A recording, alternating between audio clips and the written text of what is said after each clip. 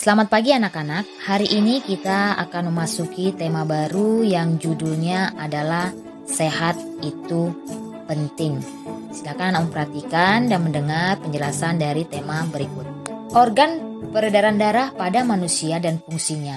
Sistem peredaran darah adalah mengalirnya darah yang dipompa oleh jantung di dalam tubuh. Sistem peredaran darah pada manusia tersusun atas jantung, pembuluh darah, dan darah. Ibu akan menjelaskan masing-masing dari fungsi sistem peredaran darah pada manusia tersebut. Yang pertama adalah jantung. Jantung berfungsi untuk memompa darah ke seluruh tubuh.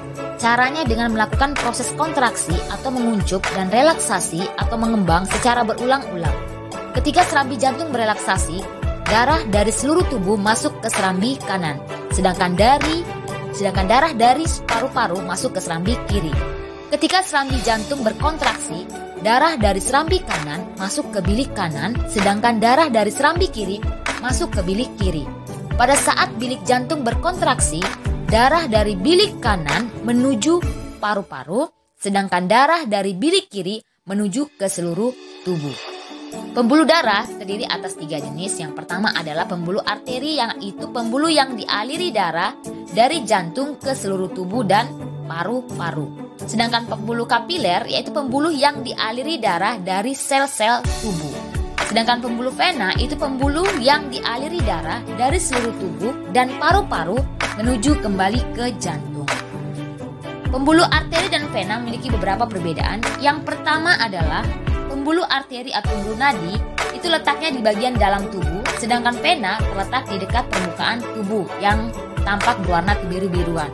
Sedangkan dinding pembuluh arteri tebal, kuat, dan elastis, sedangkan vena pembuluh tipis dan tidak elastis. Yang ketiga, aliran darah pada pembuluh arteri berasal dari jantung, sedangkan vena menuju jantung. Yang keempat, denyut pada pembuluh arteri terasa, sedangkan pada pembuluh vena tidak terasa.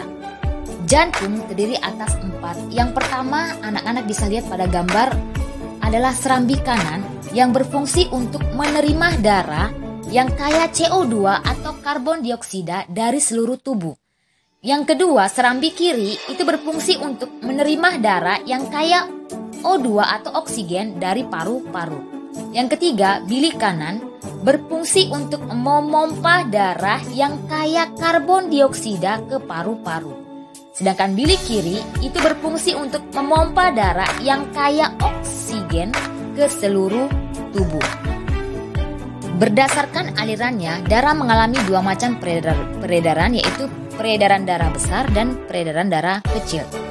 Peredaran darah besar yaitu peredaran darah yang mengalir dari jantung ke seluruh tubuh lalu kembali ke jantung. Jadi ingat itu bahwa peredaran darah besar itu mengalir dari jantung yaitu bilik kiri, kemudian mengalir ke seluruh tubuh lalu kembali lagi ke jantung, yang mana jantungnya adalah serambi kanan. Sedangkan pada peredaran darah kecil itu adalah mengalir dari jantung yaitu bilik kanan ke paru-paru lalu kembali ke jantung yaitu serambi kiri. Itu urutan dari peredaran darah besar dan kecil secara garis besar. Sedangkan lebih lengkapnya anak-anak bisa lihat pada gambar bahwa peredaran darah besar itu dari bilik kiri kemudian menuju aorta, arteri, tubuh, vena, dan serambi kanan. Sedangkan peredaran darah kecil, anak-anak juga bisa perhatikan pada gambar bahwa berasal dari bilik kanan menuju ke arteri pulmonalis, kemudian ke paru-paru, lalu mengalir ke vena pulmonalis, dan berakhir di serambi kiri. Nah, jadi anak-anak bisa mengerti perbedaan antara peredaran darah besar dengan kecil. Yang ketiga, fungsi darah. Darah terdiri atas 4. Yang pertama adalah sel darah merah atau eritrosit, itu berfungsi untuk mengangkut oksigen ke seluruh tubuh. Sedangkan plasma darah itu berfungsi untuk mengedarkan zat makanan ke seluruh tubuh. Yang ketiga, sel darah putih atau leukosit itu berfungsi untuk membasmi kuman yang masuk ke dalam tubuh. Yang terakhir, keping darah atau trombosit itu berfungsi untuk menutup luka.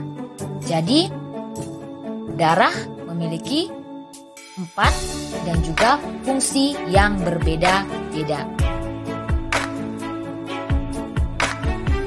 Anak-anak mungkin sudah pernah belajar tentang pantun.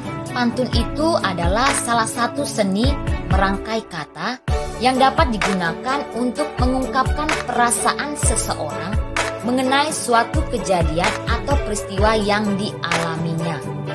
Jadi pantun itu memiliki ciri khas sehingga berbeda dengan bentuk puisi lainnya. Berikut contoh dari pantun yaitu bermain di taman dengan akur bersama teman naik jungkat-jungkit. Mari kawan kita bersyukur menjaga kesehatan sebelum sakit. Nah, pada baris pertama dan kedua itu disebut dengan sampiran.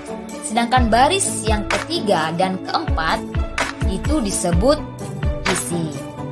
Nah, demikianlah anak-anak penjelasan materi kita pada hari ini. Ibu harap anak-anak bisa mencatatnya, memahaminya, bahkan menggarisbawahi buku cetaknya jika yang memiliki buku, agar anak-anak lebih mengerti lagi tentang penjelasan materi pembelajaran pertama kita pada hari ini. Terima kasih.